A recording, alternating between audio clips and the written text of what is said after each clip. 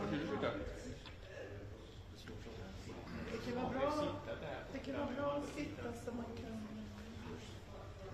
Nej, men vi får sitta så här. Så är ju hon där ändå. Jag sätter mig lite här från Svennerum med alla.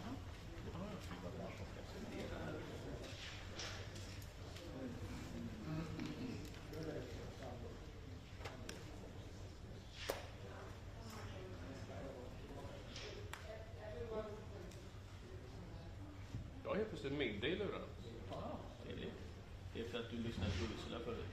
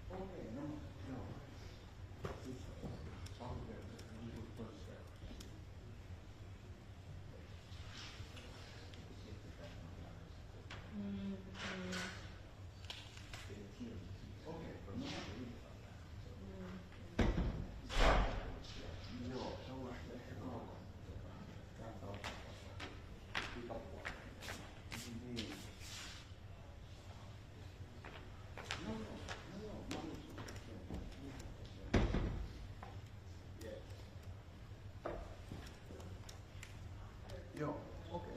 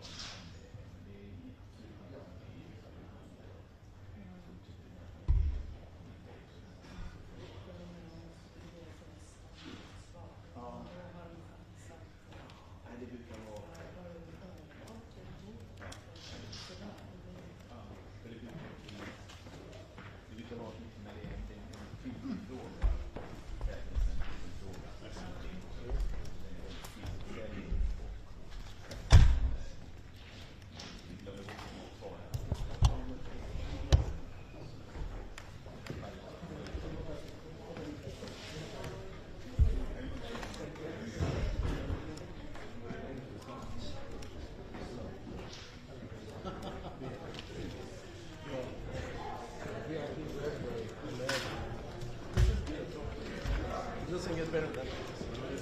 That's why people they don't want to come. It's easy. At least I'm not.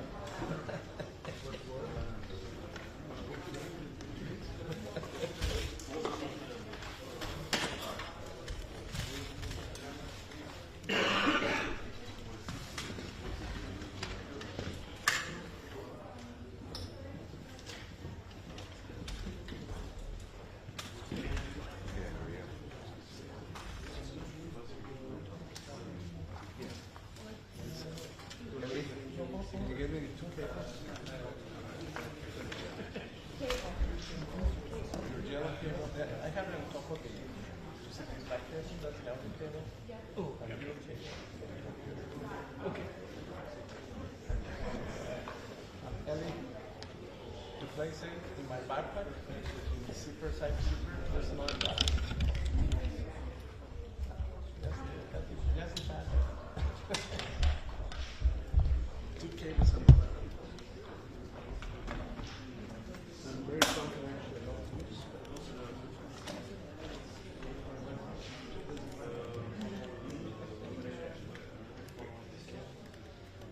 Yeah,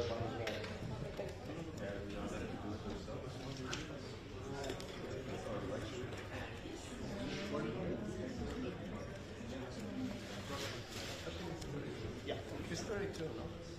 History too. No? History too. No?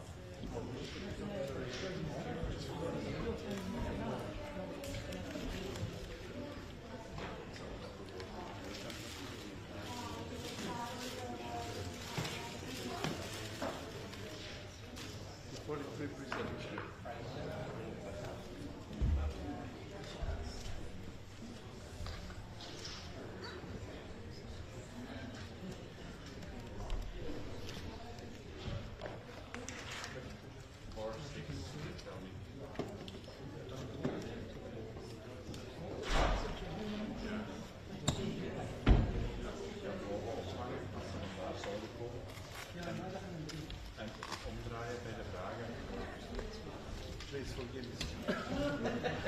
It's forcing me.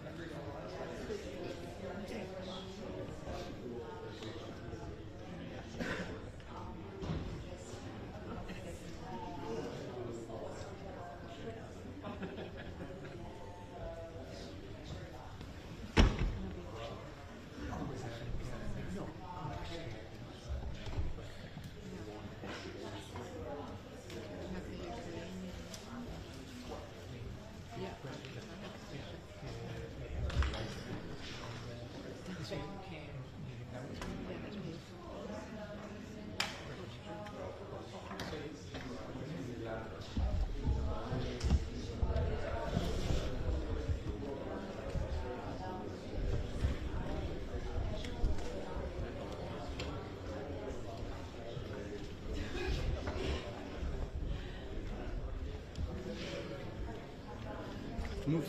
No, you're fine. Just make, show some love to your camera.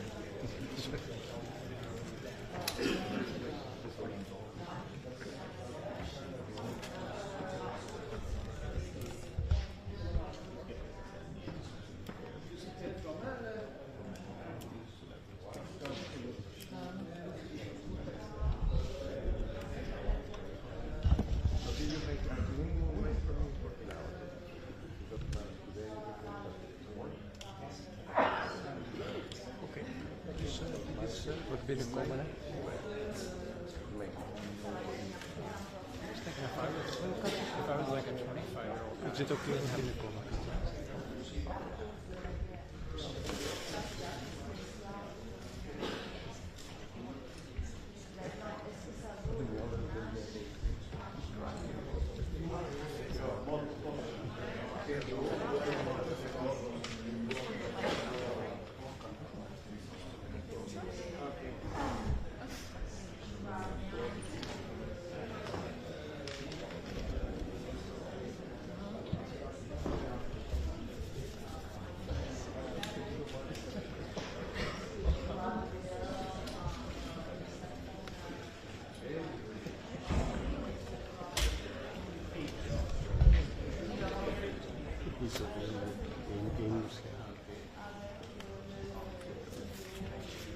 This about to start.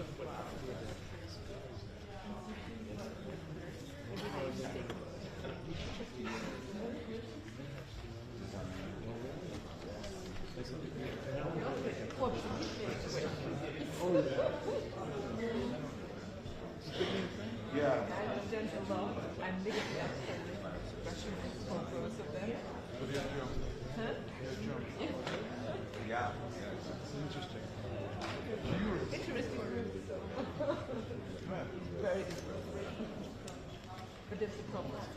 Most of them, there are some like kind of, you know, and you always mix it up.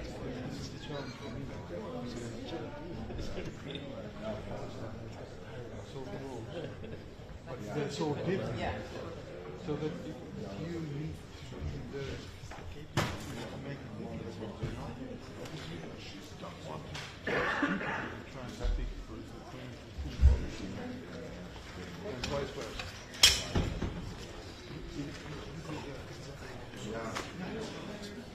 It looks so familiar. It sounds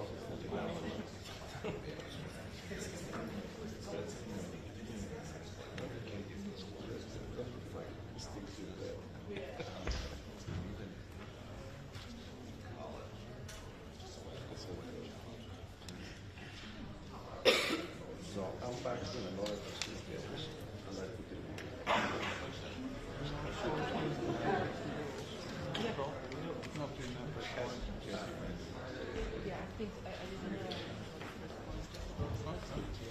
But it's also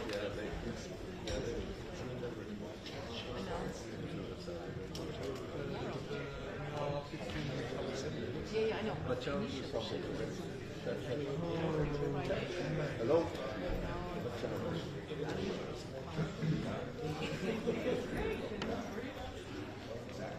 So we go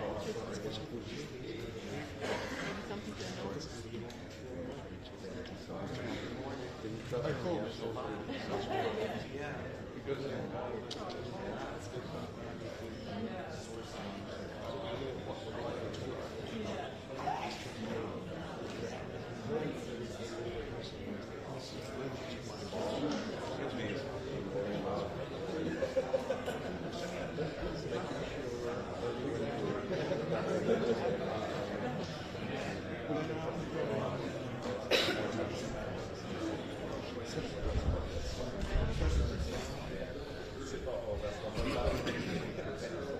Let's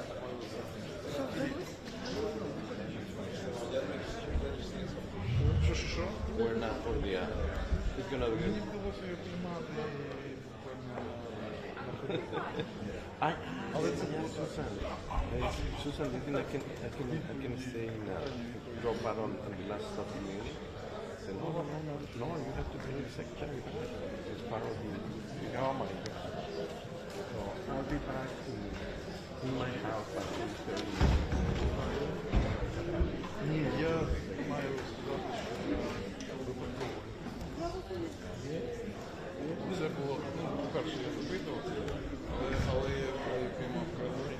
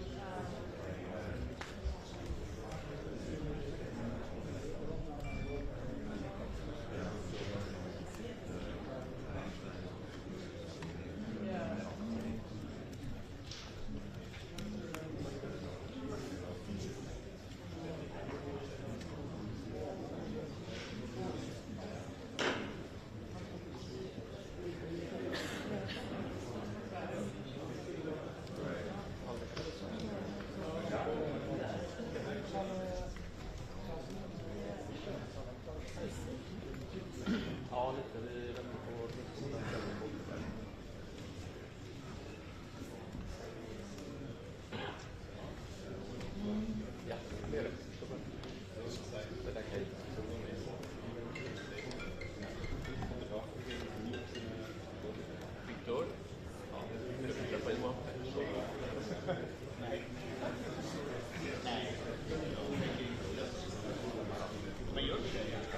Nej, jag hade tänkt göra något annat.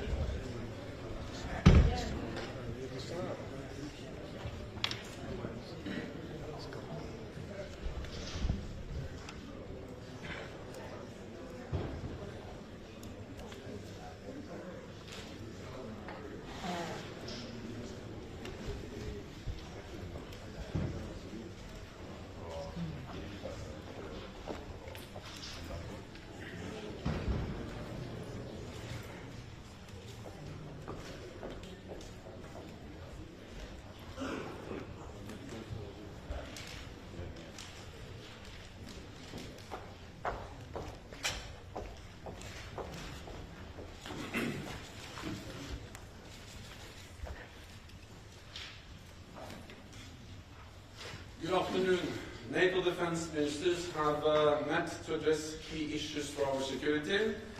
This includes stepping up our support for Ukraine, strengthening our deterrence and defense with the right forces, capabilities and stockpiles, and protecting our critical infrastructure by strengthening our military planning and our cooperation with industry. It is almost 1 year since Russia launched its full-fledged invasion of Ukraine, the biggest conflict in Europe since World War II. And we see no signs that Russia is preparing for peace. On the contrary, Russia is launching new offensives. Yesterday, Defense Minister Resnikov updated NATO ministers on the situation and Ukraine's most urgent needs. I welcome the new pledges of support made by NATO allies, including more heavy weapons and military training. This is critical. Ukraine has a window of opportunity to tip the balance, and time is of the essence.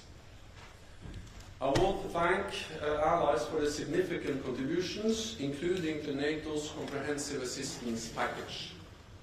This is providing Ukraine with food, fuel, medical supplies, counter-drone systems, and amphibious bridges. Ministers also discussed our commitment to our other partners at risk, including Bosnia and Herzegovina, Georgia and Moldova. And we agreed to step up tailored support to enhance their defense capabilities, resilience and interoperability with NATO. Today, allies took steps to further strengthen NATO's deterrence and defense. Since our historic Madrid summit, we have been making good progress, boosting our forward defenses and upgrading our readiness and defense plans. Allies agreed new guidance for NATO's defense planning. This reflects the reality that we live in a more dangerous world. With Russia's aggressive behavior, the persistent threat of terrorism, and the challenges posed by China. NATO's defense planning will drive capability changes for the years to come and ensure that our deterrence and defense remain strong and credible. Ministers also addressed ways to boost industrial capacity and replenish stockpiles of armaments and munitions. NATO allies are providing unprecedented support to help Ukraine push back against Russia's aggression. At the same time, this is consuming an enormous quantity of allied ammunition and depleting our stockpiles. Allies agree on the need to work hand in hand with the defense industry to ramp up our industrial capacity. We are ready and we are reviewing NATO capability targets for munition stockpiles. And I welcome the important multinational projects agreed by allies today. These include a project on ammunition warehousing, which will support the pre-positioning and stockpiling of allied ammunition, as well as a project on ground-based air defense. Today, ministers also addressed the security of critical undersea infrastructure. The sabotage of the Nord Stream pipelines has reminded us all of the vulnerabilities we face. Ministers tasked the NATO military authorities to provide advice on what more we should do, including through better coordination and cooperation with the private sector. And I am standing up a critical undersea infrastructure coordination cell here at the NATO headquarters, led by Lieutenant General Hans Werner Wiemann, a highly respected former German military officer. It will facilitate engagement with industry and bring key military and civilian stakeholders together to share best practices, leverage innovative technologies, and boost the security of our undersea infrastructure.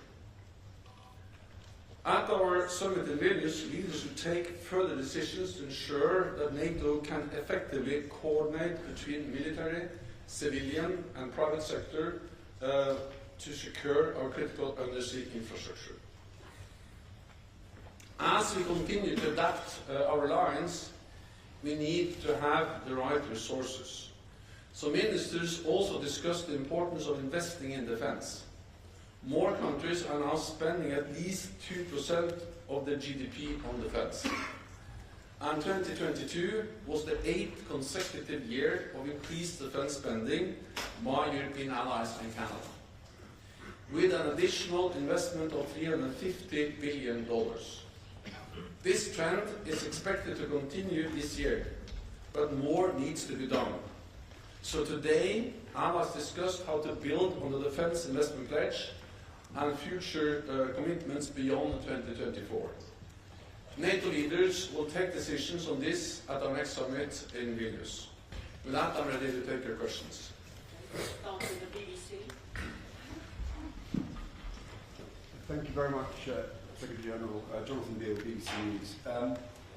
you started this meeting and the head of the contact group saying that you're making the point that Ukraine is using and Russia using huge amounts of ammunition. You repeated that just now.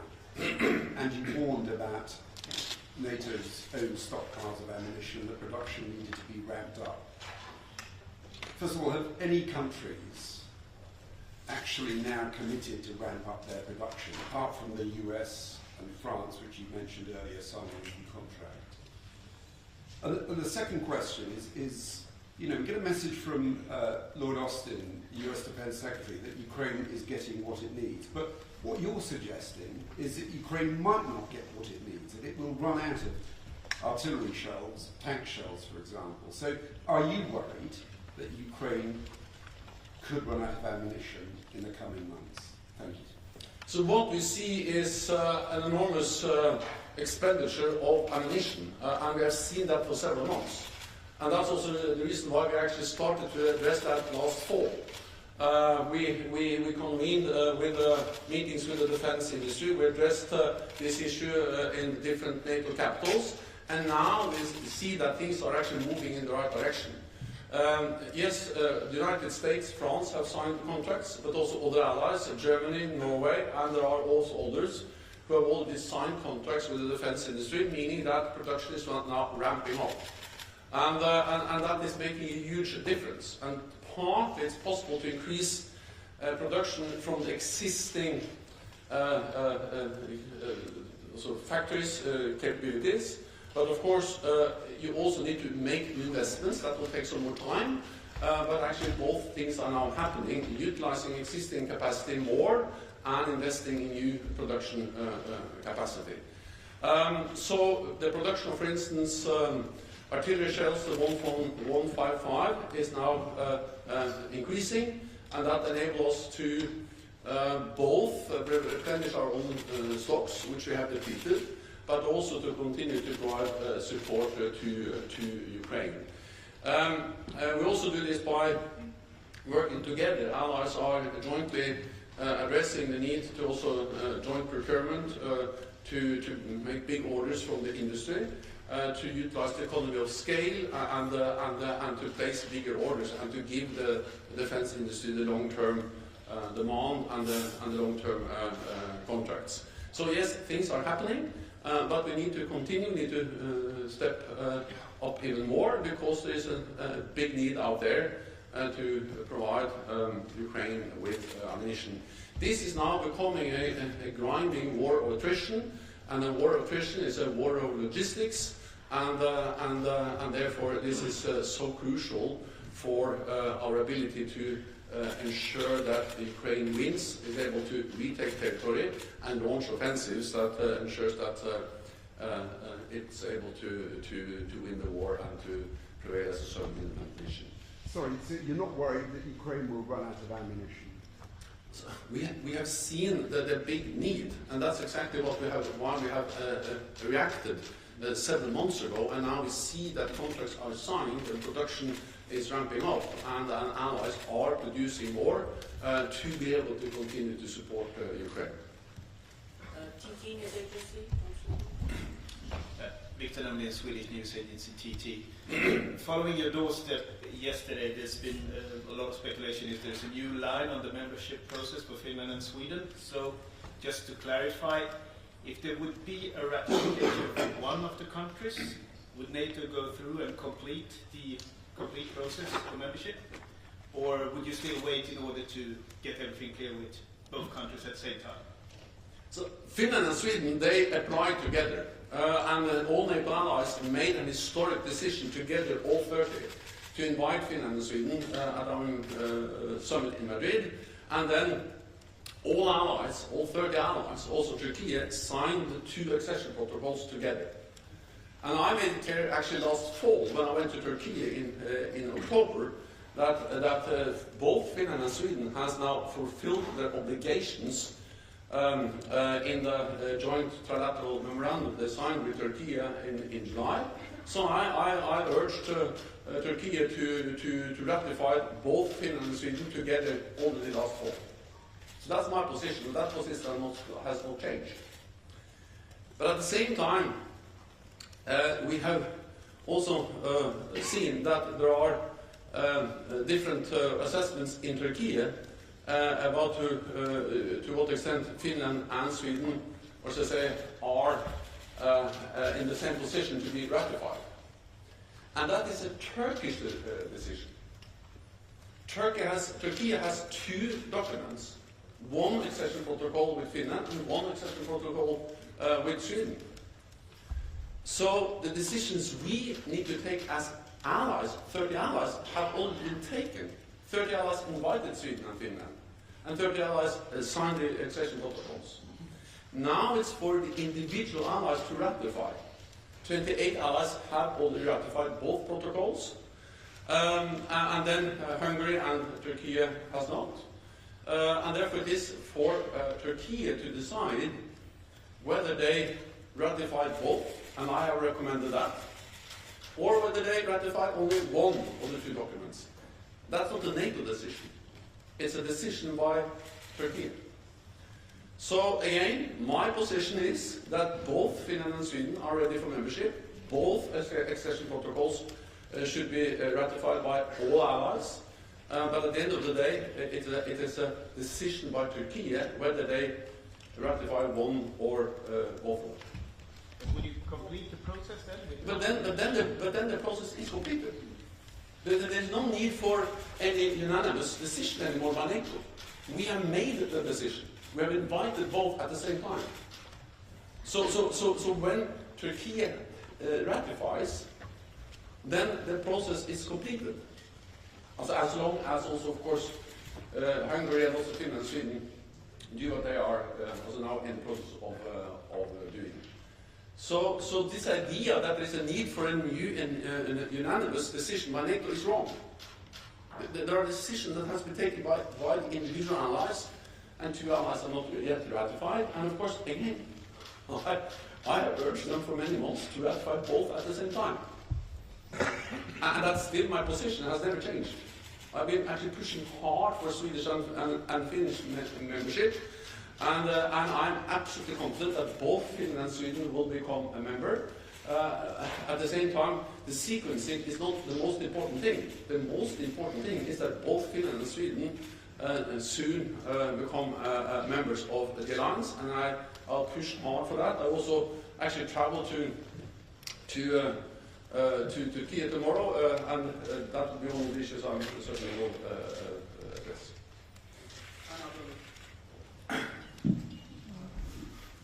Ömer Tuğrulçam with Turkish News Agency Anadolu. Secretary General, could you please give us the latest information about the relief efforts, NATO's relief efforts for the victims of the earthquakes in Turkey?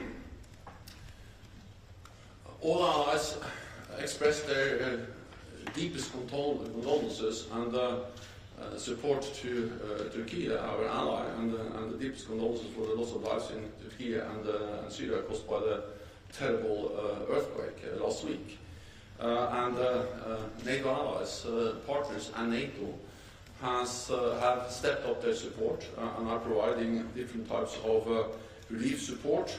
And NATO has also decided to deploy shelters to accommodate people who have been displaced. And we will plan to transport these in a few days to Turkey. Tomorrow I will be in Turkey to meet with President Erdogan and Minister Çavuşoğlu and express my solidarity, my condolences, and to continue to address with them how NATO and NATO allies can provide relief support and help alleviate the suffering and the consequences of the terrible earthquake. So I thank allies for the support they have provided. Actually, I ended the meeting today to call on allies to provide even more support. There is an urgent need for more strategic airlift, and NATO allies have provided strategic airlift. We need more airlift to actually bring in tents and relief to Ukraine. And we started this meeting yesterday with a moment of silence in solidarity with the victims of the earthquake.